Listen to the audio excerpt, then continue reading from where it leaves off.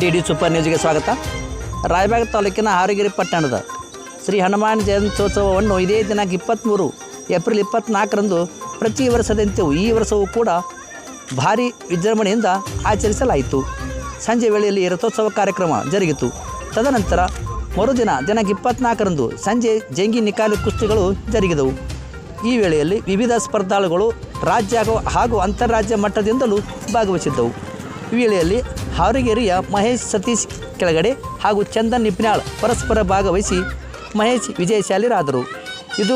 ಇದೇ ಅಲ್ಲದೆ ಇನ್ನೂ ಅನೇಕರು ವಿಜೇತರಾಗಿದ್ದಾರೆ. ವರದಿ Raosaheb Sarikar, D super news Belagavi. ದಯಮಾಡಿ ಈ ನ್ಯೂಸ್ಗೆ ಲೈಕ್ ಮಾಡಿ, ಶೇರ್ ಮಾಡಿ, ಸಬ್ಸ್ಕ್ರೈಬ್ ಮಾಡಿ. ಮಹೇಶ್ ಪೈಲ್ವಾನ್ ಹಾರುಗೇರಿ ಕೆಂಪು ಚಡ್ಡಿಯನ್ನು ಹಾಕಿದ್ದಾರೆ. ಚಂದನ್ ಪೈಲ್ವಾನ್ ನಿಪ್ನಾಳ್ ಅವರು ಕೂಡ ಕೆಂಪು ಚಡ್ಡಿಯನ್ನು ಧರಿಸಿದ್ದಾರೆ. ಒಳಗಡೆ ಬರಬೇಕು.